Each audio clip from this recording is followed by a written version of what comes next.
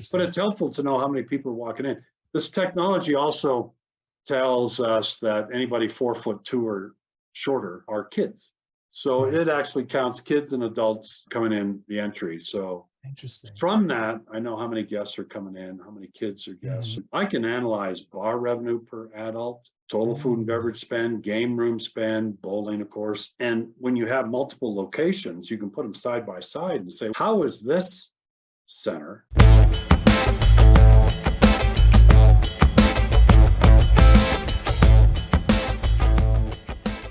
Awesome. Well, thank you so much for coming on, Don. I know we've had to move it a couple of times. I'm glad you're feeling better. But for the people that have not had a chance to meet you, tell us a little bit about yourself and what you've been up to. Okay, my name's Don MacBrayne, and I have a bowling problem. I actually started bowling in Canada in a little 8-lane 5-pin center Oh, wow. when I was a kid. And Brunswick came to town in 1973 when I was still a junior in high school and opened a center there. And I went down and applied and got a job with Brunswick as I was finishing up high school and a few years in college, and got involved in their management program and spent a 40-year career with Brunswick. Yeah. I Wow. retired in 2013 as Vice President of Operations, Brunswick, for the Brunswick Zone XL brand, Right. which was the large big box facilities that we started building after the turn in bowling, where it became much less focused on leagues and much more focused on how do we get the masses in and Right. not just league bowlers. So we created the Brunswick Zone XL brand, which was bigger, big game rooms, more robust food and beverage, laser tag, split house, so you could still have leagues, but have Cosmic going on the other side, Right. and really get big into group events and heavy open play. Then retired from that from Brunswick in 2013 and started Performance Entertainment with 3 partners who were developers. So they were people who developed high-end condos and 100-home neighborhoods and commercial buildings, senior assisted living facilities and Mm. stuff. And they got interested in bowling, and I was just retiring from Brunswick, and we put a company together called Performance Entertainment and built, and I was the operator of the company, and we built 3 facilities here in Colorado, Mm. 3 Yeah. 50,000 square foot facilities. Okay. Yeah. I didn't know you had 3, but I knew there was more than one. And then I Yeah, guess go ahead.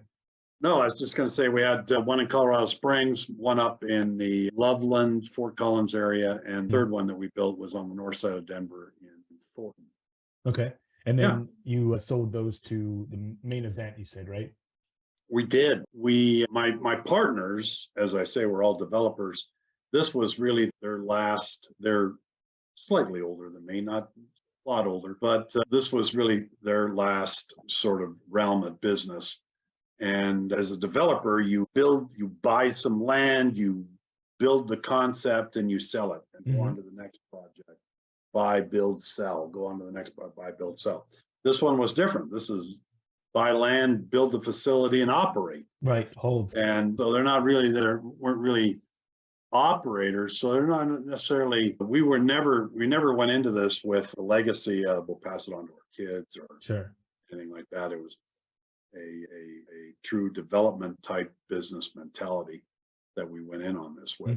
Finding the right buyer was tricky, and we were fortunate just to hit the intersection of being interested to main event while they were still main event and not part of Dave and Buster's. Right.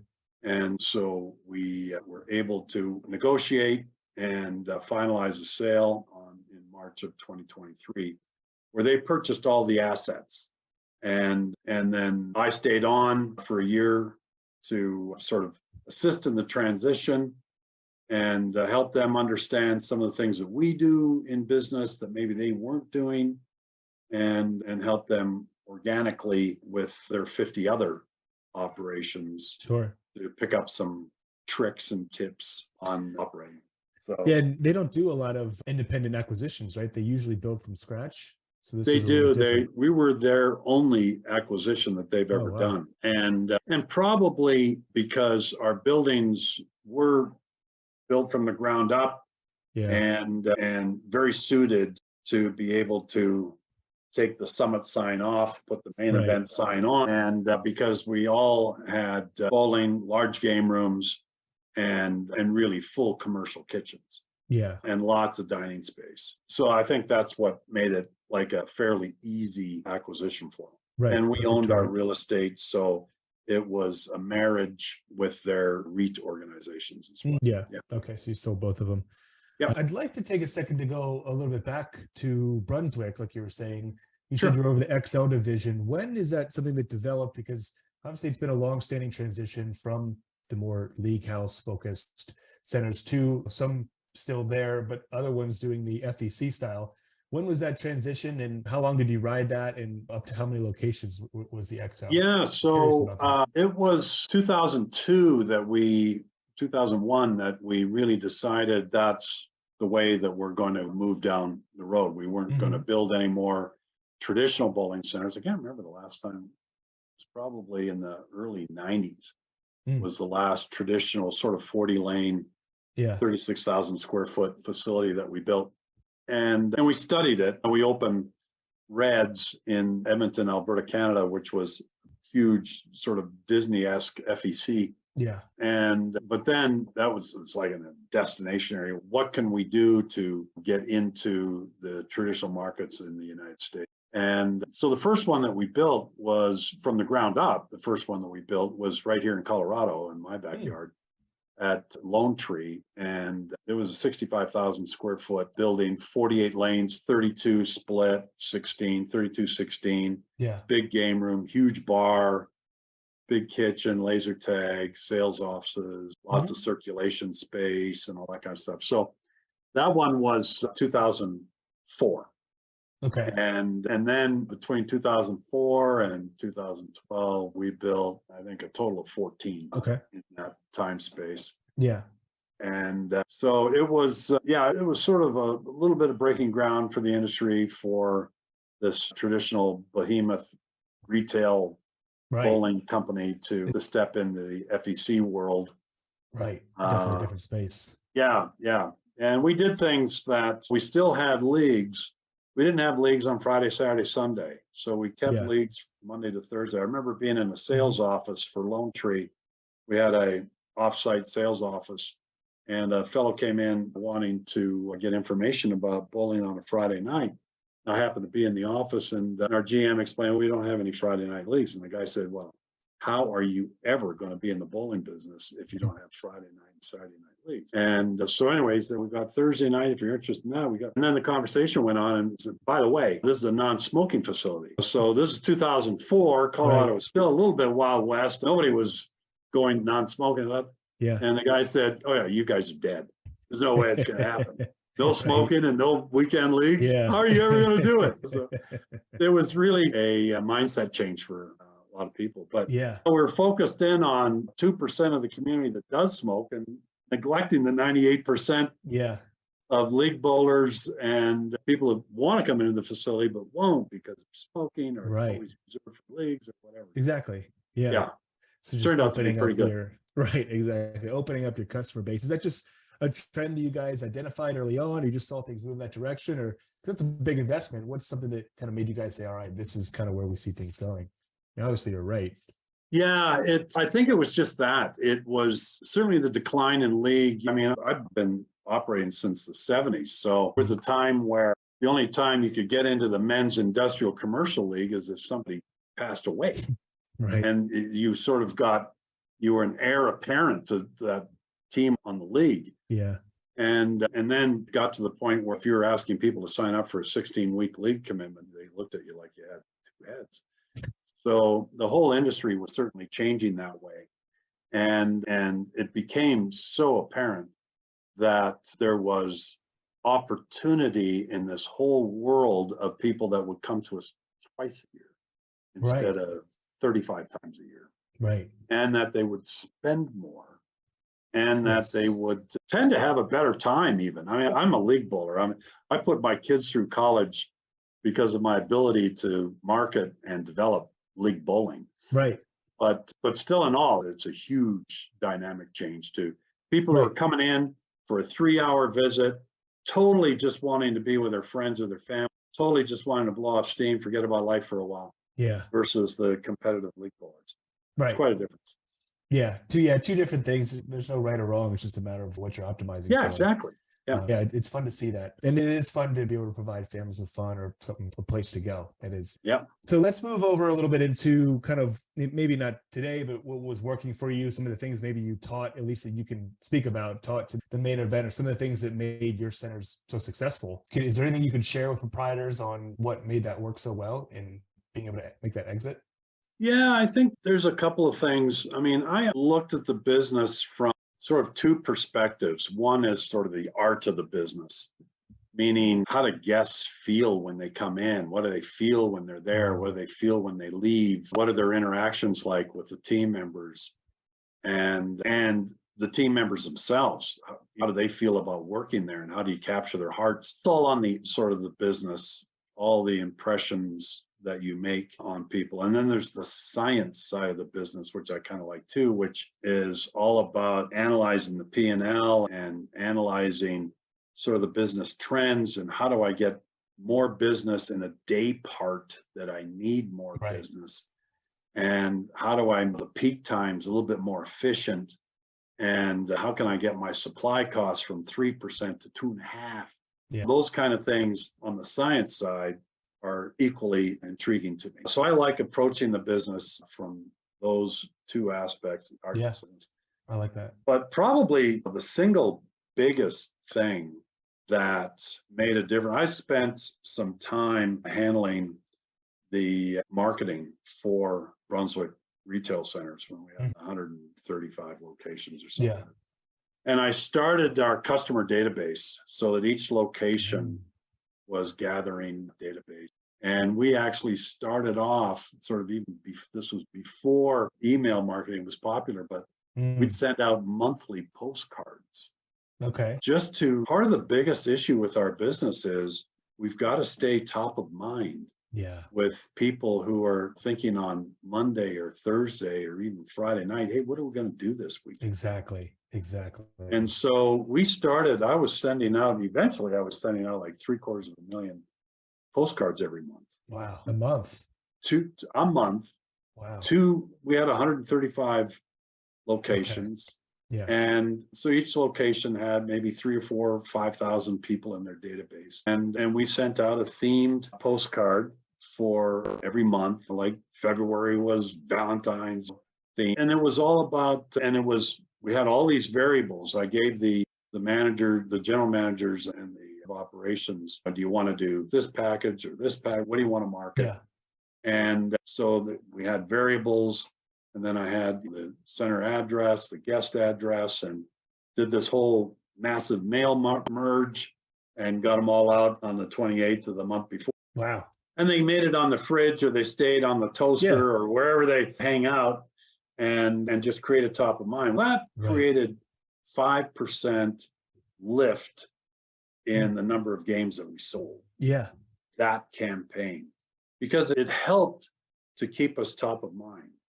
Right. We started to switch towards email marketing, much more electronic database. So my 3 centers that we sold each had about 50,000 people apiece in their guest database. Right. And it was very robust. If somebody, like twice a year, we keep track of who opens and who doesn't open the email. And if after 6 or 8 months they haven't opened an email, we send them a super duper offer. Hey, we noticed you haven't, and eventually we'll cleanse them out if they're, because the market changes about 15% every year. People move out of, if you've got a 20-mile or 20-minute drive radius time, every year 15% of it moves out, maybe across town, and they're no longer really in the market or whatever. Absolutely. Right. So it has to be robust. And so consequently, when you got 50,000 people in your database, you have to get 1,000 new ones every week. Yeah. In order to keep your database growing and keep that turn flush. Right. Yeah, there's a shelf life. Yes, exactly right, and keep it relevant. So we had a remarkable 32 to 35% open rate Wow. in our Yeah, that's email great. Yeah. and Over a 20 lot is of great. click-throughs. So it Mhm. was really, and talk about staying top of mind. You know, it's all about the subject line and getting people to go, wow, click on that. And truly what it boiled down to is from the old days of league bowlers where we had 3,500 adult league bowlers bowling across 7 days. If I'm going to have a St. Patrick's Day tournament, I could go lane to lane, talk to every guest in 7 days, and make sure every one of them was aware of that, and even put a flyer in their hand. Right. When you have guests coming 2 or 3 times a year, you can't do that. Right. So you have to figure out a way to be relevant, to have offers that they're going to open and be a big part of making that the chunk of your market. Of course, social media and all the rest go with it. So we had to figure out something to replace Yellow Pages. Right. Yeah. Those two are the same concept, just a different platform or application, but it's the same thing, keeping top of mind. I always try to convey the concept that most people have a short list of things that they're going to do on a weekend, the same 3 or 4 restaurants or whatever they're going to do. As long as you're on that list and you keep somewhere and you don't drop off that short list, you're going to get your hits eventually. And if you can take someone from 2 times a year to 3 or 4, you essentially double your business just by getting them to come in 1 or 2 extra times a year. Exactly. You know? And that's because easier. it's a big spend. Right. It's a big spend, but on the flip side, it's a big commitment to us to make sure. I mean, if you think about how busy people's lives are, and they're deciding that they're going to spend 2.5, 3 hours at your place with their kids or with their extended family that are visiting or with their pals or whatever, and they're going to spend a couple of $100, maybe $300. Right. They're going to spend 15 minutes driving there. I mean, in the middle of the day or whatever. It's a huge commitment. We just have to make sure that we execute flawlessly. Got to make sure that Friday, Saturday, Sunday, we're staffed right. All the equipment's working like pristine, inventory's right, all the prep is good, and all the rest of it in order to see if we can get that $100,000 Saturday.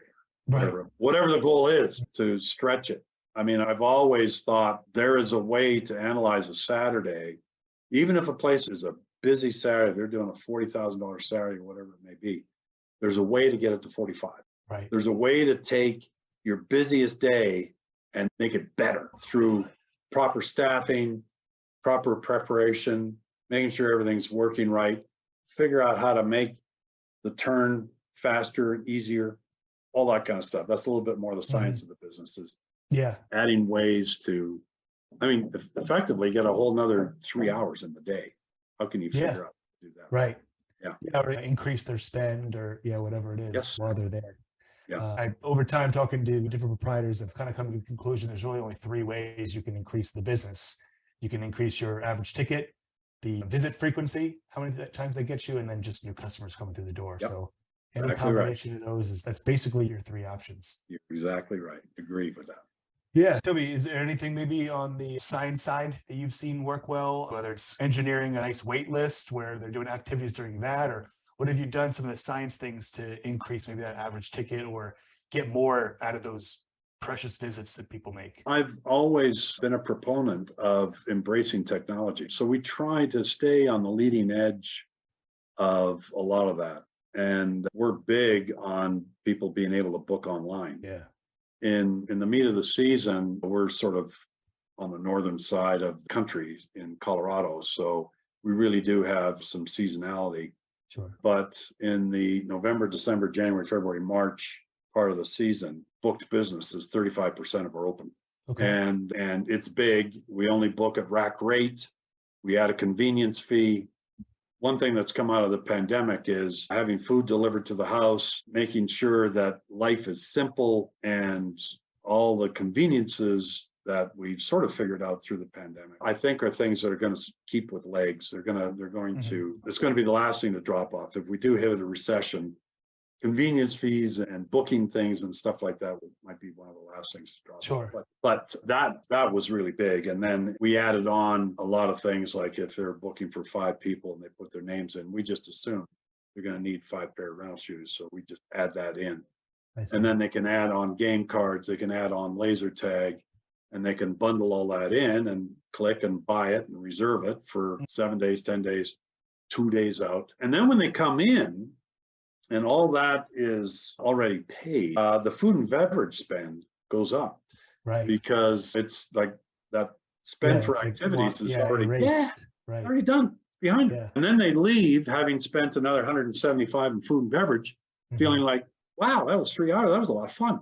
Yeah. And they don't feel quite so pained by the full amount. Yeah, you kind of space out. So I really think that that's made a huge difference from a technology standpoint. I analyze things probably to the point where I've got some matrix that I look at every week. I know we have guest counters. So I know how many guests walk in every day by hour, and which helps to load your staff on intelligently. If you look at revenue, it's a lagging factor to the guest walking in, right? So if you're looking at revenue by hour, it's behind the guest count. So if you look at guest count coming in, you can actually get an hour ahead of them with staffing. Is that what the lag is? About an hour lag? That's the lag. Okay. So maybe 2 hours behind the revenue. Right. So this is their length of stay, right? And depending on their length of stay and when they cash out, transactions take place. Interesting. But it's helpful to know how many people are walking in. This technology also tells us that anybody 4'2" or shorter are kids. So it actually counts kids and adults coming in the entry. So interesting. From that, I know how many guests are coming in, how many kids are guests. I can analyze bar revenue per adult, total food and beverage spend, game room spend, bowling, of course. And when you have multiple locations, you can put them side by side and say, how is this center getting $7.35 in bar revenue per adult guest, and this one's getting $5.50. Right. And so you start to kind of think about ways that you can improve. And you're looking at last year, and you're looking at Friday versus Saturday versus Sunday. Yeah. You're looking at total guest spend and things like that. So those kind of analytics kind of drive some thought process. You can get pretty sleepy in this business. Yeah, now if you've been doing it for a while. You've been doing it for a while. It's like the old mimeograph machine. It's just boom. But if you, I love it. If you stop long enough to look at some of the analytics, like one of the things that we did, which is pretty interesting, we always kind of thought, what is the maximum business we could have in a day? What's your ceiling? When you're selling by the game, it's really difficult to try to figure out. You could say we should be able to sell 5 games an hour. We got this many lanes, this many hours. So maybe this number of games makes sense. Now that it's time, if you're open from 10 in the morning till 1 in the morning, you have 32 lanes, you know exactly how many hours you could sell on a Saturday. Right. And you're selling everything by time. So you're selling it by the hour and a half, 2 hours. Birthday parties you put in, group events you put in. All of a sudden you can say, we ran at 82.5% lane efficiency to the total that we could have. Right. That's pretty good. Yeah. That's not bad. It's kind of cool to know where you're at. And then it's a matter of saying, how do we get to 85? Yeah, right. How can we squeeze it? Like, where are the holes? Like, what's going on? Yeah. So those are the kinds of things from a science of the business that kind of get me a little tingly. Yeah, no, that's really cool. Now, do you ever do a comparison of the occupancy, like total occupancy versus revenue? Is there a way you could potentially get a lower efficiency but a higher revenue, or have you worked out a pricing matrix? Because across our 3 locations, we have one that always performs the best in total revenue per guest visit. So they would come in at $35 average spend. Every guest that walks in the door, $35 revenue per guest. Now, that's not a perfect matrix because mom and dad might walk in, drop off their kid for a birthday party, walk out, walk in again, pick up the kid for a birthday party. All of a sudden, you got 4 adults that have come and haven't spent the Yeah. night. Right. Or you got the smokers that are going in and out. Right. Or you've got this kind of stuff. So every now and then, and you got employees and vendors and stuff, because we just try to figure out one. Yeah. What's your margin of error? So there's all of that. The number isn't going to be totally accurate, but when you're comparing to another place that's doing $29, but they have more guests coming in, now you start to look at where are those guests spending their money. And if it's a little bit more game room and a little less food and beverage, then, you know, you start to dig deeper into it and say, how can we, what are we missing there to a certain degree? So you do those kind of analytics to just to try to get better. Yeah. And if an industry, as an industry, there's so many variables. It's the issue. Even with 3 locations, so it's hard to benchmark that stuff so that you could say the industry's doing this and I'm doing this. So it's kind of difficult. But what you can do is analyze it even on a single operator standpoint. So how can we do a little bit better? Right. You're your own benchmark. Yes. Right? Yeah. That 83 to 85. Yeah.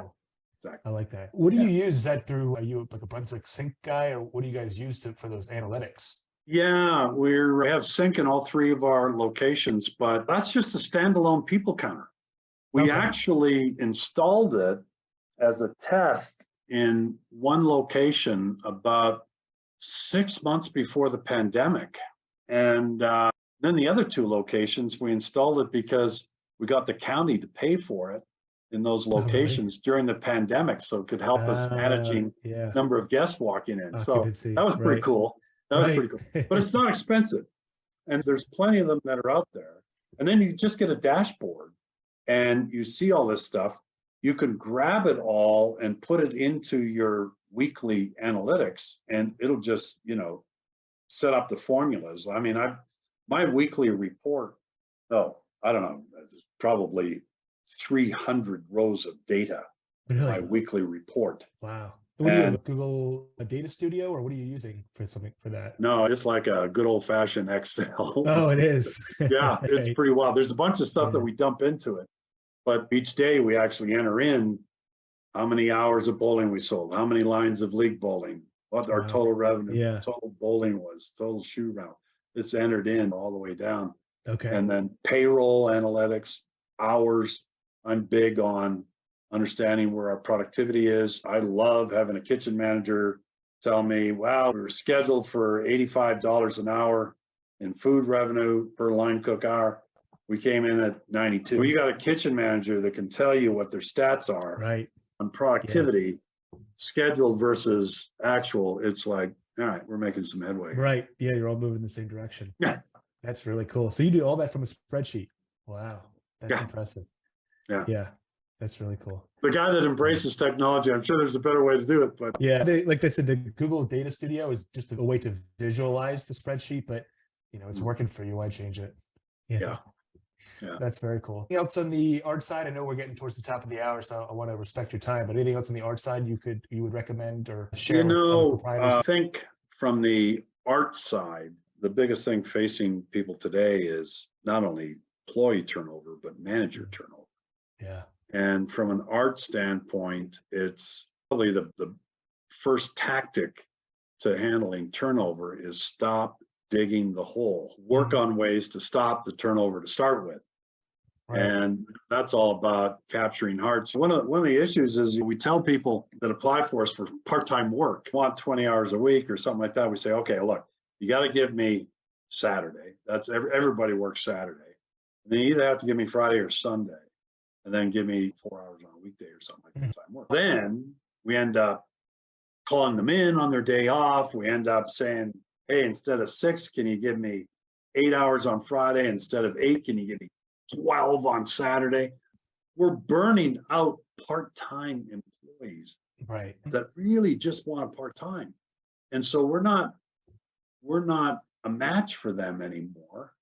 And because people more than ever want to seek balance between their work life and their home life. And if this is a part-time job, they've already got another job. Now they got to seek balance between all 3. Yeah. And we just have to respect that. So part of the art is really developing that one-on-one with even, I mean, our facilities, we'd have 8 salaried managers, maybe 20 full-time hourly folks, and seasonally between 70 and 85 part-time people. You have to develop a relationship. The management team has to develop a relationship with those people to understand and respect what they're doing. They're going to school, they're helping their parents out, they're doing this, they're doing that. And without developing a little bit of a relationship, the turnover is just going to be higher. Yeah. And I think a big part of that is certainly contests and things, but you kind of have to get into the heart of the team members and try not to dig the hole. And then the second part of it is recruiting their friends. Yeah. You've got great team members, they got great friends. Right. And I think those two tactics could handle a lot of our turnover. Yeah, the turnover is brutal because you have all your training costs associated with that. They're not as productive in the beginning, and there's no line on your balance sheet for turnover, but it's very expensive. It is hugely expensive. But you're absolutely right. If there was a line that showed the cost of turnover, the way that I really haven't even seen the number since pre-pandemic. I haven't seen any restaurant association, everybody come up with what turnover is costing anymore. It used to be like $5,000 for a part-time employee in loss of revenue and the cost of hiring, recruiting, training, and so on. But I mean, it could be twice that today. I don't know. Oh yeah. And when the turnover is that much higher, it's an expensive part of the P&L. Yeah, absolutely. The hidden dirty secret. Right. Yeah. And I've seen that. I think leadership for the management is typically one of the biggest factors of that turnover. If you can get a good manager in there, a good leader who can rally the troops, the turnover just really starts to come down. Kind of like you said, win the hearts and kind of know who they are and rally them. It really lessens the blow. Yeah, great. Awesome. The last thing I wanted to ask you, Don, because we're coming to time here, is where you see things going. So maybe the next 12, 18 months or so, where you see the industry headed to. Wow, 12, 18 months. That's interesting because it's going to go one of two ways. I mean, these last 24 months, I mean, having P&L responsibility is, if somehow you screwed up the last 24 months, what kind of operator are you? Because everybody's just done, it's just been great. But if we do head into some recessionary times, what I've noticed from the 4 sort of corners of the FEC business, as far as bowling, food, bar, games, if you use those as the 4 foundations of a bowling anchored FEC facility, bowling and food will hold. When families come in, as long as they're working, they're going to continue to entertain. In Colorado, we like to say they may not go up the mountain 12 times in a winter. They'll go up 3 times, but they'll still want to spend time together and recreate together and have fun together. Yeah. So bowling, as long as the family feels secure in their income. But what the little transition happens is games and bar tend to decline a little bit. They're not necessary to the family getting together. Right. Bowling is all about family getting together, even 3 generations. Right. And people have to eat. Right. We went through a little recessionary time in Colorado in 2014 with oil and gas, as did Oklahoma and Texas and all that kind of stuff. That's where we noticed it, was bowling and food stayed, games and bar declined a little bit. So it sort of passes the gut check a little bit. And they tend to be high ticket too. Bars expensive. Yes, that's right. And therefore, people sort of tend to calculate a little bit of ROI in their own head as to, man, am I going to dump $100 in that game room? Right. Or am I going to feed the family? Right.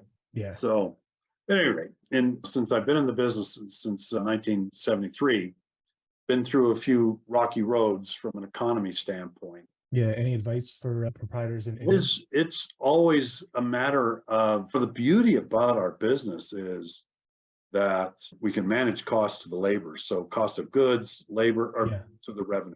Cost of goods, labor to revenue.